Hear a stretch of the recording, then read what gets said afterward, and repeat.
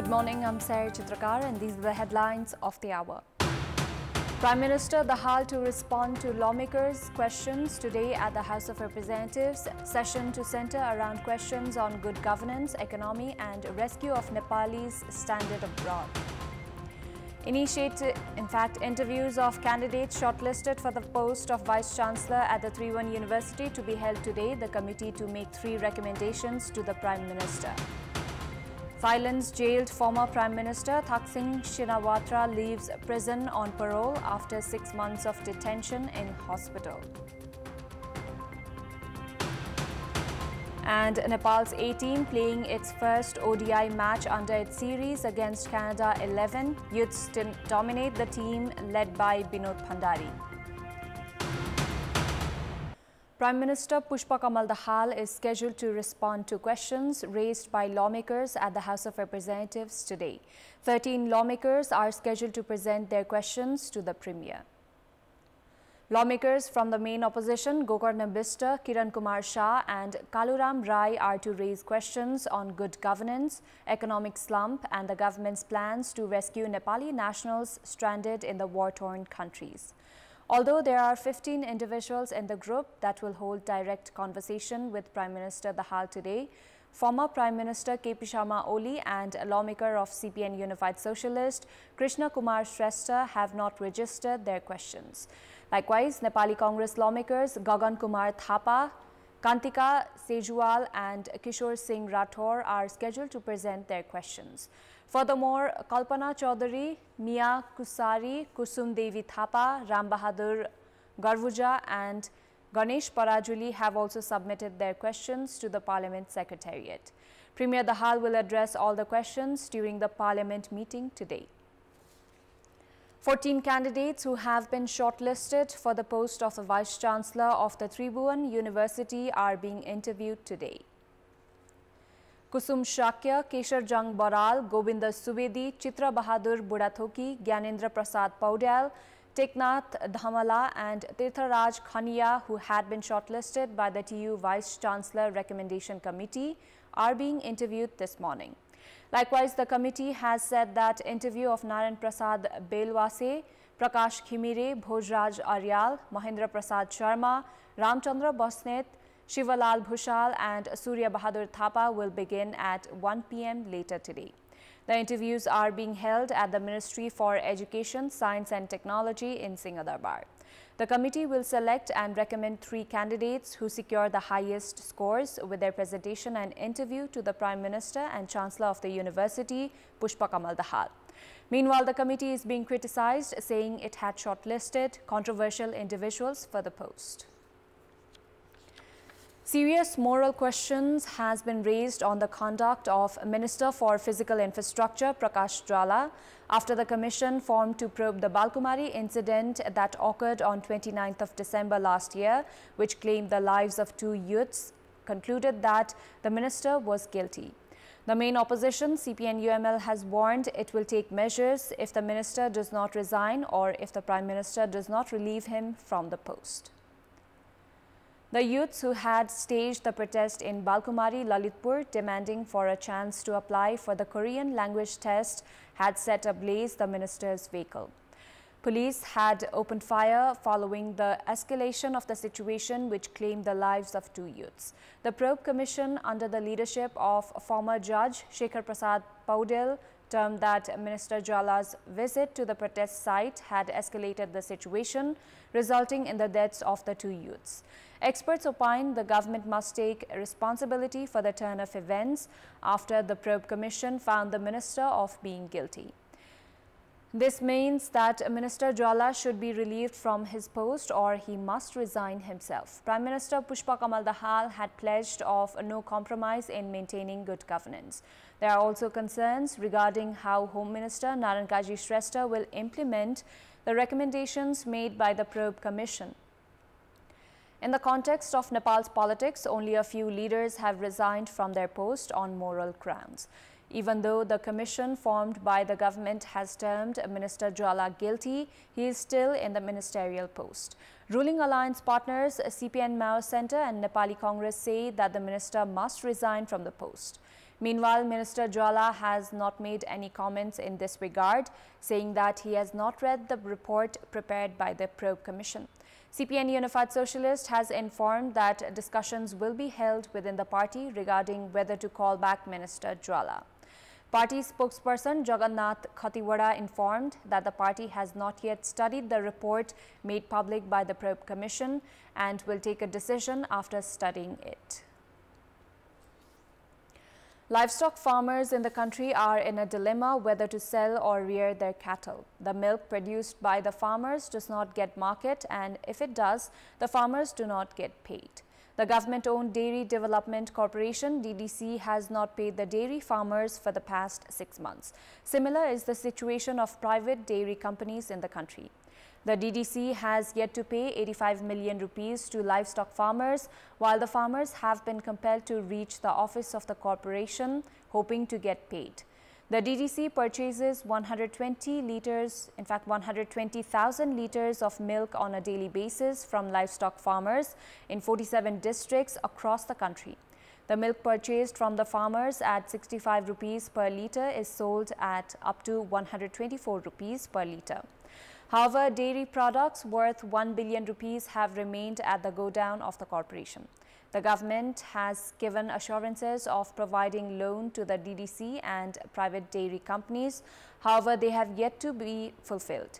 The situation of the DDC has been attributed to the inability of the management and failure to compete with dairy products imported from India. Meanwhile, officials of the Ministry of Agriculture say that the issues could not be solved due to lack of demand of dairy products. Experts have warned of a march to Kathmandu by livestock farmers along with their cattle, similar to that of the loan shark victims, if the issue is not addressed soon. In our Public Voice segment, we had asked people in several provinces regarding ways to ensure that livestock farmers are paid their dues for the milk they supplied. Let's take a look at what they had to say.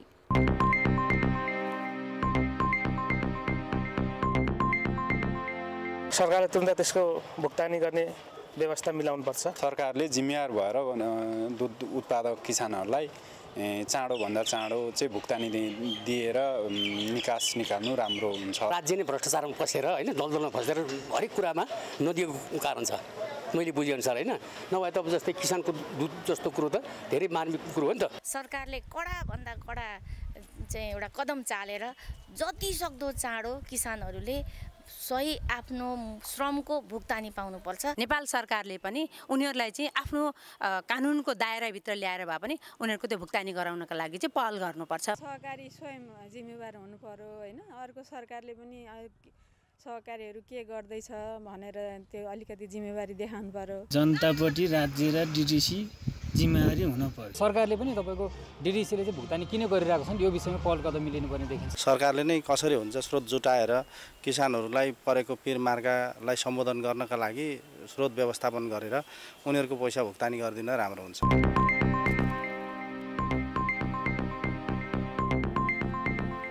Teachers of English subject have said that the teaching and learning of the subject at community schools would be more effective if the subject is taught applying a child-friendly method using information technology. The participants of the international conference organized by the Nepal English Language Teachers Association in Lalitpur stressed on the need to use information technology to improve the teaching-learning process of the English subject. Teachers said that students at community schools are weak in English as priority has not been given to the subject. The teachers know that the English subject can be made easier to learn in community schools if an environment to speak in English is created for the students and the learning process is simplified. 800 English teachers from 20 countries, including Nepal, the United States of America, the United Kingdom, Japan, South Korea, and India participated in yesterday's international conference. Time now for our segment, Public Pulse, where you text us with your opinion. Public Pulse. Here's the question. What should be done to improve learning English by students of community schools? The options are A. Improve teaching method, B. Provide skilled teachers, and C. More effort by students. Voting is on. Type any WS, select your option A, B or C and send it to 34001 to share your opinion with us. Time now for international update.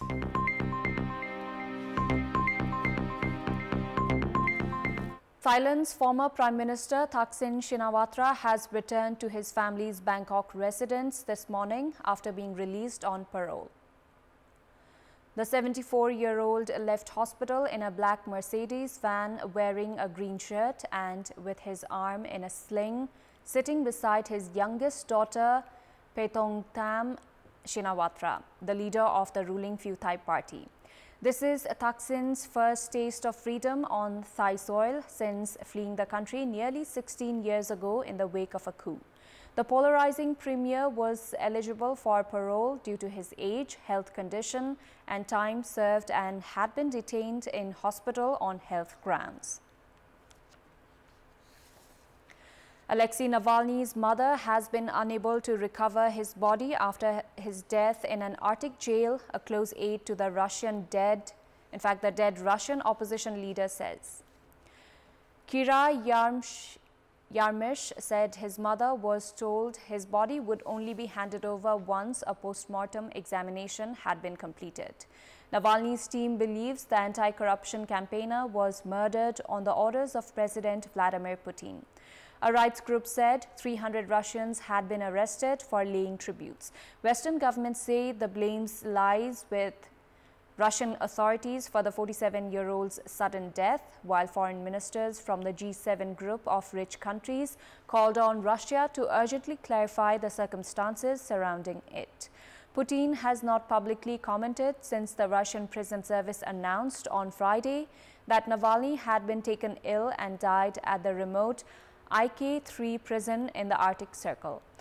In the immediate aftermath, the Kremlin said it was aware and the president had been informed. Russia's foreign ministry said it rejected biased and unrealistic assessments over his cause of death made during a meeting with British officials yesterday. Thousands of protesters rallied against the government of Israeli Prime Minister Benjamin Netanyahu in Tel Aviv last night. The demonstrators called for an immediate election in Israel and said the government only had their own interest at heart.